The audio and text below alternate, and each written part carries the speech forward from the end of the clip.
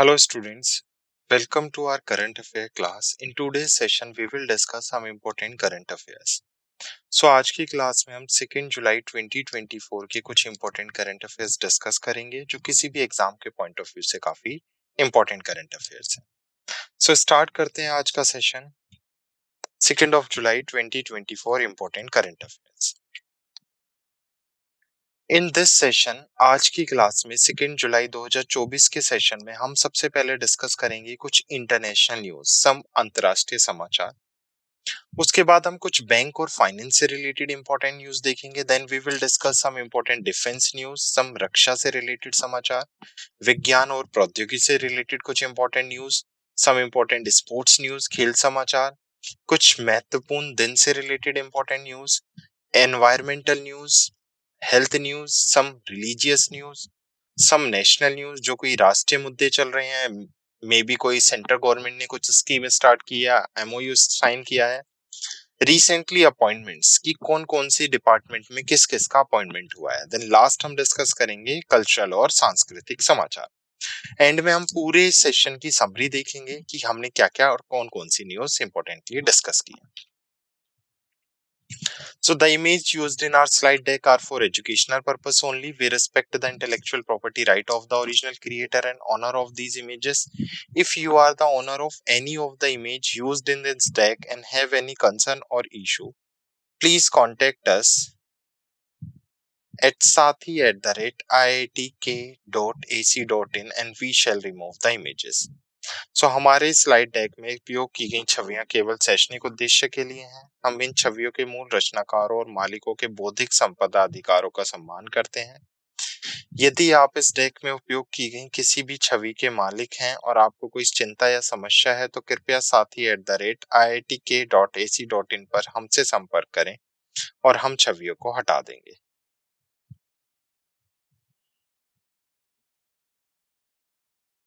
Start करते हैं आज की पहली इंटरनेशनल न्यूज के साथ. तो 6th and final FATF financial action task force plenary held in Singapore. FATF adopt mutual evaluation report of India. अभी सिंगापुर में 6वीं और अंतिम FATF पूर्ण बैठक आयोजित की गई. FATF ने भारत की पारस्परिक मूल्यांकन रिपोर्ट को भी अपनाया है. बेसिकली हुआ क्या है, जो फाइनेंशियल एक्शन टास्क फोर्स है उसका छठा और अंतिम पूर्ण सत्र 26 से 28 जुलाई तक सिंगापुर में कंडक्ट किया गया. और किसकी अध्यक्षता में? In the leadership of T Raja Kumar. उसके साथ साथ जो फाइनेंशियल एक्शन टास्क फोर्स है उसने भारत की संयुक्त FATF APG EAG mutual evaluation report को अपनाया है, जिससे भारत को 4 अन्य G20 देशों के लिए नियमित फॉलोअप श्रेणी में रखा गया है. मुख्य परिणामों में शामिल महिला FATF और वैश्विक नेटवर्क पहल का शुभारंभ और महिला नेताओं पर ई पुस्तक का प्रकाशन शामिल है. FATF ने वर्चुअल संपत्तियों और सेवा प्रदानों पर 5वें वार्षिक अपडेट को प्रकाशित करने पर भी सहमति व्यक्त की है, जिसमें रूसी संघ की सदस्यता का निलंबन प्रभावित बना रहा. क्लियर? तो 6th मीटिंग कहां पर कंडक्ट की गई? सिंगापुर में कंडक्ट की गई. और किसने लीड किया है? टी राजा कुमार ने. उसके साथ साथ FATF ने किसको अडॉप्ट किया है? Mutual evaluation report of India, which is FATF APG and EAG. Next is also international news, International Day of Parliamentarism. तो अंतरराष्ट्रीय संसदीय दिवस 2024 जो कब सेलिब्रेट किया जाता है? 30 जून को मनाया जाता है.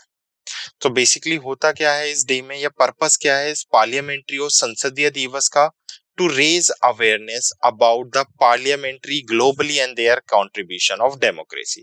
तो लोकतंत्र में जो पार्लियामेंट का योगदान रहा है वैश्विक स्तर पर, उसके बारे में अवेयरनेस फैलाने के लिए, जागरूकता फैलाने के लिए इस दिन को सेलिब्रेट किया जाता है.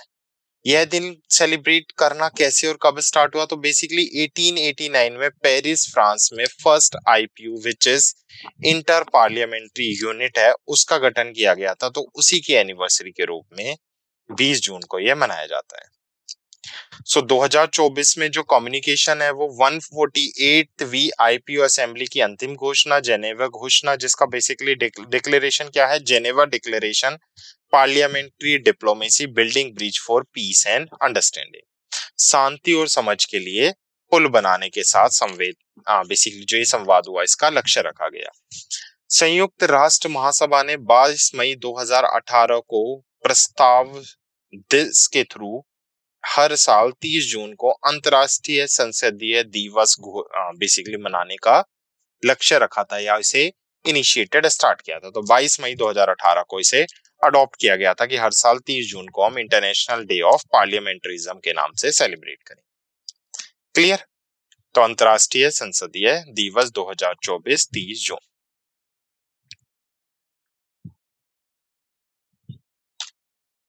Next is banking and financial news. तो बैंक और फाइनेंस से रिलेटेड न्यूज है। नए सीजीएम और सीएमडी ने पीजीसीआईएल में कार्यभार संभाला। तो new CGM and CMD take charge of PGCIL. तो अखिलेश पाठक has assumed office as the new Chief General Managing of South Regional Transmission System of PGCIL। तो PGCIL के नए कार्यकारी अध्यक्ष कौन बने हैं? अखिलेश पाठक। पाठक बेसिकली तेलंगाना, आंध्र प्रदेश और कर्नाटका के एक हिस्से में उप स्टेशनों और परियोजनाओं सहित ट्रांसमिशन सिस्टम की देखरेख करेंगे। उनके पास ट्रांसमिशन क्षेत्र में 21 से अधिक वर्षों का अनुभव है। उनकी विशेषज्ञता में संचालन और रखरखाव, संपत्ति प्रबंधन और वाणिज्य संचालन भी शामिल है। Next is also a banking and financial news.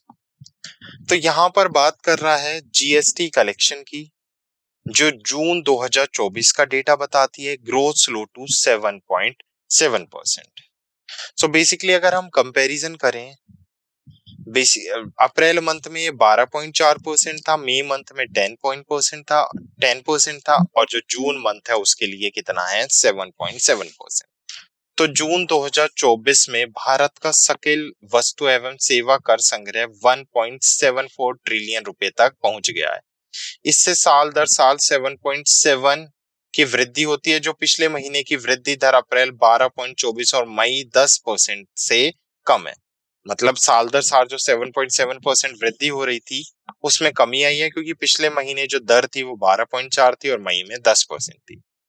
इस मंदी के बावजूद वित्तीय वर्ष के लिए संचयी संग्रह 5.57 ट्रिलियन रुपए पर खड़ा था। वित्त मंत्रालय आने वाले महीनों में 1.6 लाख करोड़ रुपए से अधिक की मजबूत संग्रह की उम्मीद करता है। क्लियर? तो जीएसटी कलेक्शन इन जून 2024 वृद्धि 7.7% तक धीमी हुई। Next is also a banking and financial news. So basically क्या कह रहा है, ये मई मंथ के लिए डेटा जारी किया है। जो हमारा सेक्टर उद्योग है, जो सेक्टर इंडस्ट्रीज है, उनमें भी ग्रोथ रेट जो है वो मई मंथ में काफी कम हुई है अप्रैल मंथ के कंपैरिजन में। अप्रैल मंथ में जो ग्रोथ रेट थी वो 6.7% थी, जो मई मंथ में घटकर 6.3% हो गई है। कोयला और बिजली ने हीट वेव के दौरान बढ़ी हुई मांग के कारण तेज वृद्धि की है। सीमेंट और उर्वरक क्षेत्र जैसे क्षेत्रों में संकुचन हुआ है। तो कॉन्ट्रैक्शन किस फील्ड में हुआ है? Specially cement and fertiliser. Factor such as reducing capacity, ऐसे कारक जैसे कि घटा हुआ पूंजीकरण व्यय, व्यापक उर्वरक भंडार और कम डीजल मांग ने क्षेत्रीय उत्पादों को भी प्रभावित किया है। Next is ministry of statistics and programme implementation, which is MOSPI।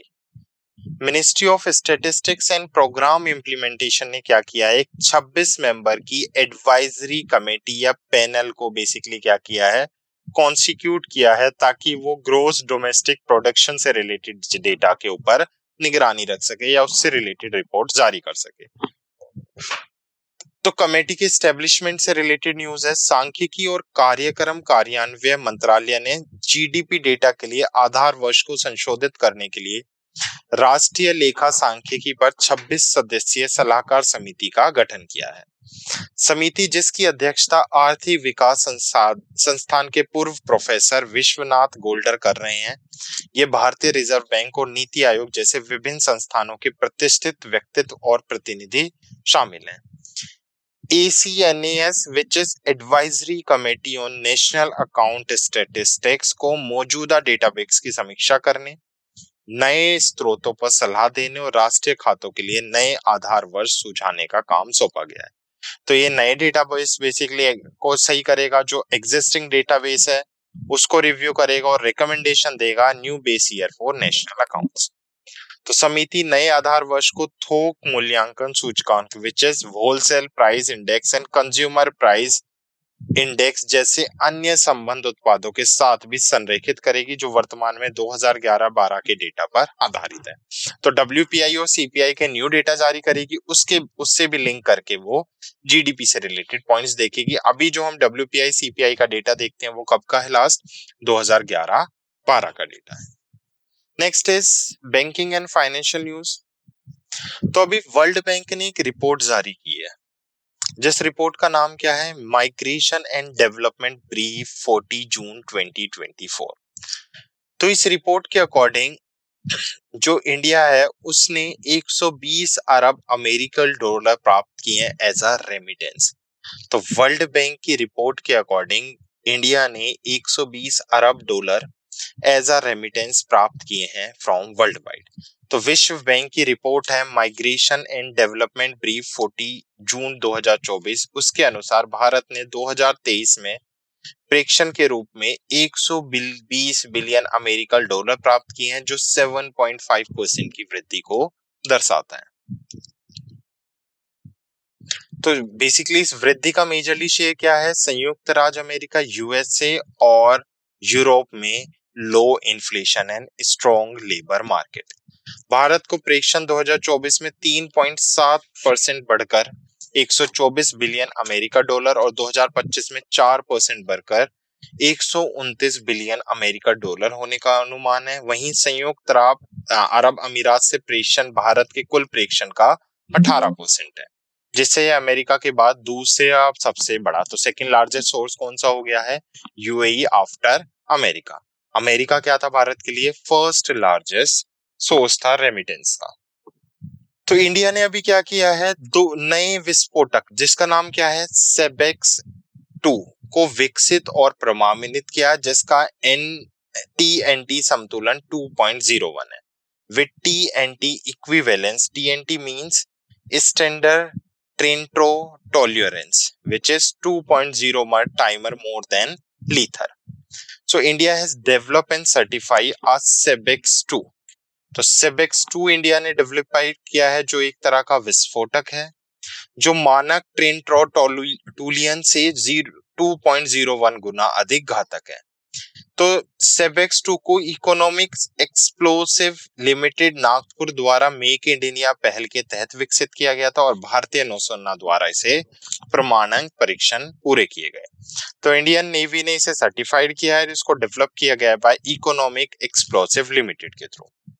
ये बेसिकली यूटिलाइज करेगा एक high melting explosive combusting to boost the lethality of various munitions like warhead and aerial bombs. तो ये दुनिया के सबसे शक्तिशाली गैर परमाणु विस्फोटों में से एक है, जिसका उद्देश्य अतिरिक्त वजन बढ़ाए बिना विभिन्न गोला बारूद में क्रांति लाना है। तो एक रिवोल्यूशनरी स्टेप है basically, without adding extra weight की एक बहुत बड़ा विस्फोटक बनाया जा सके।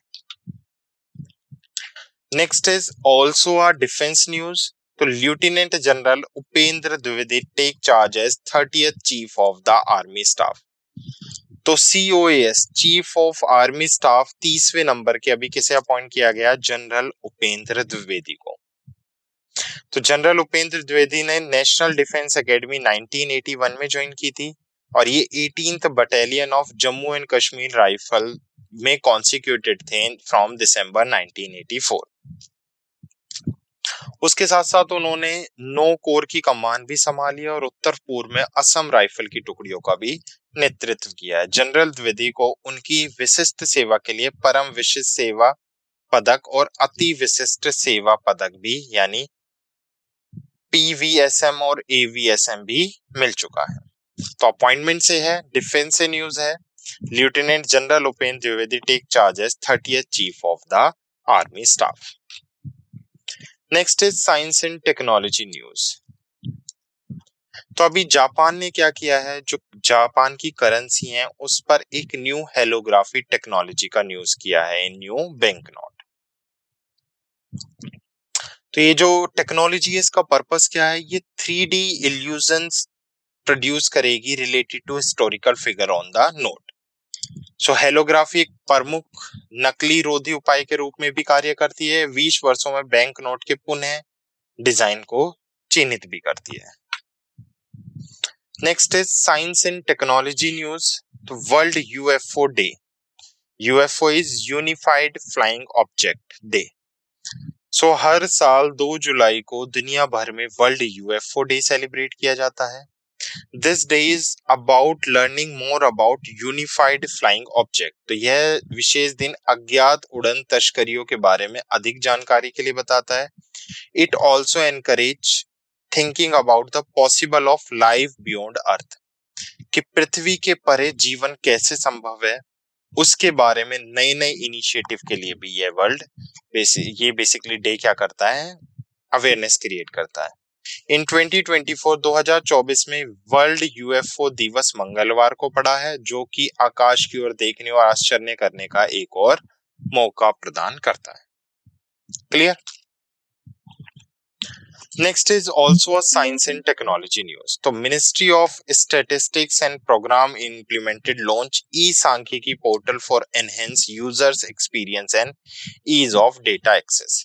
तो सबसे पहले तो आपको याद रखना है कि ई सांख्यिकी पोर्टल, तो ई सांख्यिकी पोर्टल किसने लॉन्च किया है, ministry of statistics and programme implementation. तो इसका बेसिकली पर्पस क्या है, ये एक ऑनलाइन प्लेटफॉर्म है जो real time data to planner के लिए रियल टाइम डेटा प्रोवाइड करेगा, एक तरह से पॉलिसी मेकर का काम करेगा, रिसर्चर्स का काम करेगा एंड जनरल पब्लिक का काम करेगा। क्लियर? सो सबसे पहले e Sankhyiki portal launch by ministry of statistics and programme implementation, जिसका डिफरेंट वर्क होगा। इसको लॉन्च किसने किया, बेसिकली इसको लॉन्च किया है डॉक्टर अरविंद पनगड़िया ने। हु इज अरविंद पनगड़िया, जो इंडिया के 16th फाइनेंस कमीशन है उसके ये हेड हैं। और कब लॉन्च किया गया इसे, ऑन नेशनल स्टैटिस्टिक्स डे जून 29। तो भारतीय 16वें वित्त आयोग के अध्यक्ष डॉक्टर अरविंद पनगड़िया ने राष्ट्रीय सांस्कृतिक दिवस 29 जून को नई दिल्ली में इस पोर्टल को लॉन्च किया है। इसके अंदर 2 मेन मॉड्यूल्स होंगे, एक डेटा कैटलॉग, एक माइक्रो इंडिकेटर। तो 2 मेजर मॉड्यूल्स होंगे, डेटा कैटलॉग और मैक्रो इंडिकेटर, जो क्रमशः प्रमुख डेटा संपत्ति और प्रमुख मैक्रो इंडिकेटर के समय श्रृंखला डेटा की पेशकश करते हैं। उसके साथ साथ जो डेटा कैटलॉग मॉड्यूल है वो 7 data product such as NAS, CPI, IP among other over 229 database available for user convenience। तो डेटा कैटलॉग मॉड्यूल के अंदर NAS, CPI, IIP समेत 291 अधिक डेटा सेट उपयोगकर्ताओं के लिए उपलब्ध है। Next is also science and technology news. तो Japan launch ALOS for an Earth observatory satellite on a new flagship H3 rocket। सो अभी जापान ने क्या लॉन्च किया है, advance land observatory satellite which is ALOS for Daiichi 4 on its new flagship H3 launch vehicle from Japan Aerospace Exploration Agency। तो Japan की जो agency है H3 launch vehicle से Daiichi 4 ALOS 4 basically satellite launch किया गया। ये कैसा satellite है, ये अर्थ ऑब्जर्वेटरी है जो अर्थ को क्या करेगा, ऑब्जर्व करेगा। यह उपग्रह जो जापान की रक्षा मंत्रालय द्वारा विकसित एक अवरक्त सेंसर से सुसज्जित है, वो आपदा प्रतिक्रिया और मानचित्र के लिए पृथ्वी अवलोकन और डेटा संग्रहण का कार्य सौंपा गया। एलोस 4 अपने पूर्ववर्ती डाइची 2 से कार्यभार संभालेगा और एक बहुव्यापक क्षेत्र का निरीक्षण भी करेगा। उसके साथ साथ the H3 rocket develop by, जो H3 रॉकेट है जिसके थ्रू इसे लॉन्च किया गया है, इसको जाक्सा ने MHI के साथ डिजाइन करके बनाया है, जो 6.5 मीट्रिक टन पेलोड स्पेस में ले जा सकता है फॉर $33 मिलियन पर launch. Next is international asteroid day.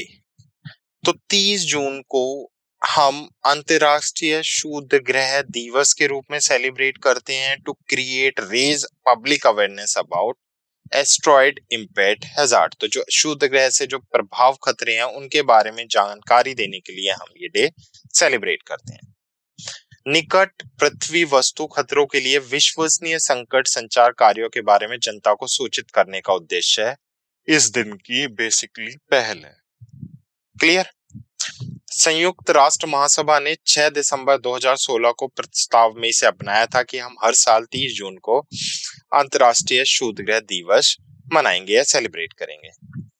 पहला इंटरनेशनल क्षुद्र ग्रह डे 30 जून 2017 को मनाया गया था। तो इंटरनेशनल एस्ट्रॉइड डे 30 जून को मनाते हैं to create awareness about the harms of asteroids impact hazards.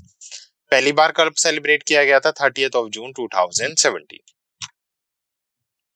Next news is related to science and technology. तो साइंस एंड टेक्नोलॉजी से रिलेटेड न्यूज है। SERA which is space exploration and research agency and Blue Origin announced India as partner nation for human space flight basically program। तो human space flight programme basically launch किया गया है by different organisation. तो सेरा और blue origin ने announce किया है कि इंडिया भी इसमें क्या रहेगा? पार्टनर रहेगा। तो space exploration and research agency और ब्लू ओरिजन ने अपनी मानव अंतरिक्ष उड़ान पहल में भारत को एक साझेदारी राष्ट्र के रूप में नामांकित किया है। भारतीय नागरिकों को इस इतिहासकारी अवसर में भाग लेने के लिए आमंत्रित किया गया है। कार्यक्रम ब्लू ओरिजन के न्यू शेपर्ड रॉकेट पर 6 सीटें प्रदान करता है। प्रतिभागी कार्बन रेखा जो अंतरिक्ष की सीमा है के पार 11 मिनट की यात्रा का अनुभव करेंगे। मींस 11 मिनट की यात्रा होगी स्पेस के बाहर। Done. Next is sports news. Vishwanath Anand win 10th Leo master chess championship. तो विश्वनाथ आनंद जो भारत के पूर्व शतरंज प्लेयर हैं, अभी उन्होंने क्या जीत लिया? 10वीं बार लियोन मास्टर शतरंज चैंपियनशिप जीत लिया। इन्होंने स्पेन के प्लेयर को 3-1 से हराया है। यह जीत शतरंज की दुनिया में आनंद की उपलब्धियों के मुकुट में एक और रत्न जोड़ती है। तो याद रखना है आपको, Leo masters chess championship won by Vishwanath Anand. तो ये कौन सा कंपटीशन था इस बार? 10th इसका कंपटीशन था। Next is world sports journalist day 2024। तो स्पोर्ट्स जर्नलिज्म को बढ़ावा देने के लिए हर साल 2 जुलाई को विश्व खेल पत्रकार दिवस के रूप में सेलिब्रेट किया जाता है।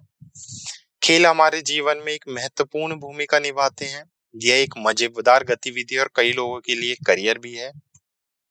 तो खेल पत्रकारों के क्षेत्र में योगदान बेसिकली को शो करने के लिए इस दिन को हर साल हम सेलिब्रेट करते हैं ऑन 2 जुलाई। तो world sports journalism day 2024। Clear. Next is also sports news. तो recently former Indian midfielder Bhupendra Singh Rawat passed at the age of 85। तो इन्होंने मरडेका कप खेला था मलेशिया में 1969 में। उसके साथ साथ Rawat was a speedy winger of 1960 and 1970। Domestically ही played for Delhi garrison, Gorkha brigade and Mafatlal. तो इन्होंने अलग अलग फील्ड्स में खेला है। तो अभी इनकी क्या हो गई है? डेथ हो गई है। क्या थे ये? मिडफील्डर। तो भूपेंद्र सिंह रावत पूर्व भारतीय मिडफील्डर जिनका 85 वर्ष की आयु में निधन हो गया। Next is also sports news. Australian grand prix से न्यूज आ रही है।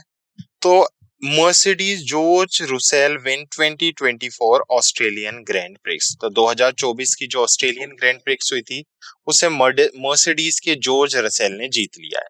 तो मर्सिडीज के जॉर्ज रसेल ने ऑस्ट्रेलियन ग्रैंड प्रिक्स, जिसे आधारिक रूप से formula 1 Qatar Airways Australia grand prix 2024 के नाम से जाना जाता है, को स्पीलबर्ग ऑस्ट्रिया के रेड बुल रिंग सर्किट में जीता है।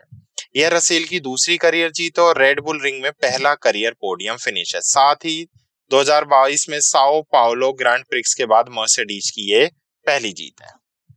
Australian grand prix 2024 formula 1 world championship का 11वां राउंड है, जिसमें अगला राउंड ब्रिटिश ग्रैंड प्रिक्स 5 से 7 जुलाई 2024 तक निर्धारित किया गया है। Next is important day news. Jharkhand celebrate Hul Diwas. तो झारखंड ने क्या सेलिब्रेट किया है? 30 जून को हूल दिवस मनाया है। हूल दिवस बेसिकली जो आदिवासी न्याय सिद्धो कान्हो चांदव भैरव और अन्य के बारे में बताता है जो स्वतंत्रता सेनानी थे। तो it mark the independence movement of 1855 which was lead by tribal heroes Sidho Kanho Chand Bhairav and among other. Basically Jharkhand के 400 गांवों के 50,000 से अधिक आदिवासियों ने ब्रिटिश शासन के खिलाफ विद्रोह किया था और यह दिन झारखंड के इतिहास में एक महत्वपूर्ण घटना भी है। तो जो झारखंड आदिवासी थे, क्रांतिकारी थे, जिन्होंने ब्रिटिश के खिलाफ बेसिकली मोर्चा संभाला था या विद्रोह किया था, तो उन्हीं की याद में ये झारखंड हूल दिवस सेलिब्रेट किया जाता है। So India became first nation to prepared full list of fauna. तो फोना की पहली लिस्ट बनाने वाला भारत क्या बन गया है? पहला राज्य बन गया है, पहला देश बन गया है। तो भारत के जीव जंतु चेकलिस्ट पोर्टल भारत से रिपोर्ट किए गए जीव जंतु प्रजातियों पर पहला व्यापक दस्तावेज है। भारत 104,561 प्रजातियों को कवर करते हुए अपने संपूर्ण जंतुओं की सूची तैयार करने वाला दुनिया का पहला देश बन गया है। भारत की जीव सूची पोर्टल को कोलकाता में भारतीय प्राणी सर्वेक्षण के 109वें संस्थापक दिवस के अवसर पर लॉन्च किया गया है। Next is health news.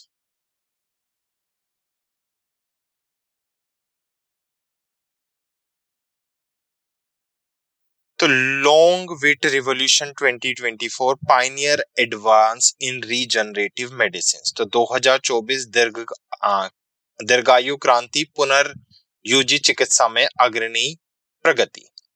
So international association of stem cell and regenerative medical और एंटी एजिंग फाउंडेशन ने नई दिल्ली में 9वां वार्षिक विश्व कांग्रेस लॉन्गेटिव रेवोल्यूशन 2024 की मेजबानी की। इस कार्यक्रम में पुनर्योजी चिकित्सा में प्रगति को प्रदर्शित किया गया। कार्यशालाएं प्रसिद्ध वैज्ञानिकों के मुख्य भाषण और बुढ़ापा सौंदर्यकरण शासन और स्वास्थ्य पर चर्चाएं इस कार्यक्रम का हिस्सा थी। कांग्रेस ने इस क्षेत्र में अग्नि प्रगति को उजागर किया है। Next is religious news. Swami Shashvi Kantanand 20वीं समाधि दिवस मनाया गया। तो वेकला में शिवगिरी मठ अतीत आत्मीय संगम ने स्वामी स्वस्तिकीनानंद की 20वीं पुण्यतिथि बनाई। इस दिन को समाधि दिवस के रूप में भी जाना जाता है। स्वामी के अनुयायी और प्रशंसक उनके जीवन और शिक्षाओं को याद करने के लिए एकत्रित होते हैं और शिवगिरी मठ के कैलेंडर में यह घटना का एक महत्वपूर्ण दिन है। Next is national news. तो air India to set up South Asia's largest flight training school in Amaravati. तो जो अभी भारत की एयर इंडिया है वो साउथ ईस्ट एशिया की सबसे बड़ी बेसिकली फ्लाइट ट्रेनिंग स्कूल का उद्घाटन करने जा रही है। कहां पर? ये महाराष्ट्र के अमरावती में। इस प्रोजेक्ट का जो बजट होगा वो लगभग 200 करोड़ होगा और ये first quarter of next financial year में इसका स्टार्ट होने की संभावना है। क्लियर? तो सबसे बड़ा उड़ान प्रशिक्षण संस्थान कहां पर बनाया जाएगा? सबसे बड़ा उड़ान प्रशिक्षण संस्थान महाराष्ट्र के अमरावती में इनॉग्रेट किया जाएगा with the budget of 200 crore. 200 crore के बजट के साथ इसे स्टार्ट किया जाएगा। Next is national news. तो महाराष्ट्र की पहली व्यूमेन चीफ सेक्रेटरी किसको अपॉइंट किया गया है? सुजाता सोनिक को। तो सुजाता सोनिक जो 1987 बैच की आईपीएस अधिकारी हैं, उन्हें महाराष्ट्र की first women chief secretary appoint किया गया है। ये नितिन करेर का स्थान लेगी, जिन्होंने जनवरी 2024 में महाराष्ट्र के मुख्य सचिव के रूप से बेसिकली पद से इस्तीफा दे दिया था। इस नियुक्ति से पहले उन्होंने महाराष्ट्र सरकार के गृह विभाग में अतिरिक्त मुख्य सचिव के रूप में भी कार्य किया है। Next is appointment news. तो recently IRS officer Ravi Agarwal appointed as the chairman of CBDT department. तो central board of direct tax which is CBDT department. अभी उसके जो चेयरमैन अपॉइंट किए गए हैं वो किसे अपॉइंट किया गया है? रवि अग्रवाल को। तो सिंपली याद रखना है 1988 बैच के आईआरएस ऑफिसर हैं रवि अग्रवाल, जिन्हें सीबीटी डिपार्टमेंट के न्यू चेयरमैन अपॉइंट किया गया। ये नितिन गुप्ता का स्थान लेंगे। इनकी जगह पहले कौन थे? नितिन गुप्ता थे। अग्रवाल ने पहले प्रत्यक्ष कर मुद्दों की देखरेख करने वाले सीबीटीटी के सदस्य के रूप में और दिल्ली में आयकर जांच के महानिदेशक के रूप में भी कार्य किया है। उनकी नियुक्ति 30 जून 2025 तक अनुबंधन के आधार पर होगी, जबकि उनका निर्धारित सेवानिवृत्ति सितंबर 2024 में है। Next is cultural news. तो हेमिस स्टेचू फेस्टिवल कॉमेमोरेट इन लद्दाख। तो लद्दाख में हेमिस उत्सव सेलिब्रेट किया जाता है, जिसे हेमिस स्टेचू के नाम से भी जाना जाता है। तो ये जो हेमिस फेस्टिवल है, ये तिब्बतन कैलेंडर के चंद्र महीने के 23 के 10वें दिन लद्दाख में प्रतिवर्ष मनाया जाता है। This festival mark the birth anniversary of गुरु पद्म संभव, जो तिब्बती बौद्ध धर्म के संस्थापक थे। उनकी जयंती पर ये बेसिकली डे सेलिब्रेट किया जाता है। लामाओं का मठ के केंद्रीय ध्वज स्तर के चारों ओर एकत्रित होना रहस्यमय है। मुखौटा नृत्य और पवित्र नाटक का प्रदर्शन इसका मुख्य आकर्षण है। यह त्योहार this festival conclude with monk gathering to worship Gyalpo Pehar. Dharmapala की बेसिकली इस हेमिस मठ के जो मठाधीश हैं वो इकट्ठा होते हैं और बेसिकली पूजा करते हैं ग्यालपो पहर की। तो हेमिस स्टेचू फेस्टिवल कॉमेमोरेट इन लद्दाख। क्लियर? सो ये थे हमारे 2 जुलाई 2024 के इंपॉर्टेंट करंट अफेयर्स जो हमने डिस्कस किए। सो एक बार हम क्विक समरी रिवाइज करते हैं कि आज के सेशन में हमने क्या क्या पढ़ा है।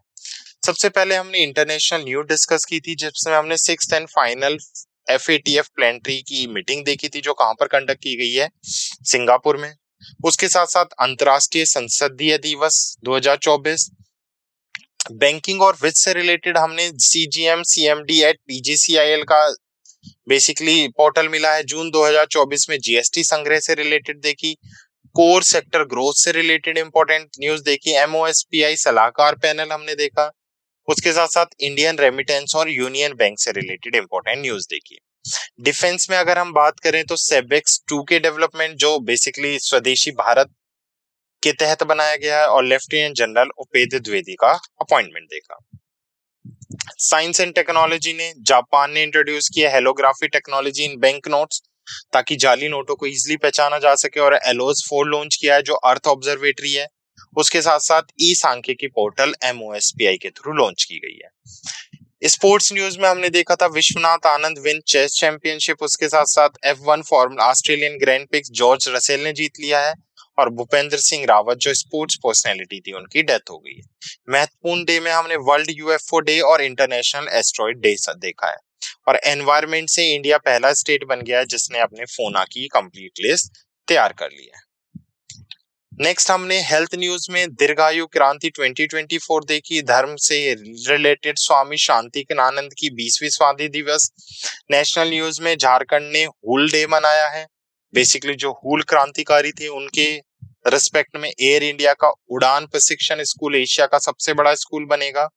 सुजाता सैनिक को महाराष्ट्र की पहली महिला सचिव नियुक्त किया गया। रवि अग्रवाल CBDT के अध्यक्ष बने। और हेमचू तेमचू फेस्टिवल कहां पे, हेमिस सेचू फेस्टिवल कहां पर सेलिब्रेट किया गया है? लद्दाख में। और अपॉइंटमेंट से रवि अग्रवाल जो IRS ऑफिसर थे, उन्हें अभी CBDT के अध्यक्ष के रूप में नियुक्त किया गया है। क्लियर? सो ये थी हमारी इंपॉर्टेंट न्यूज जो हमने डिस्कस की हैं। I hope you like this session. Thank you.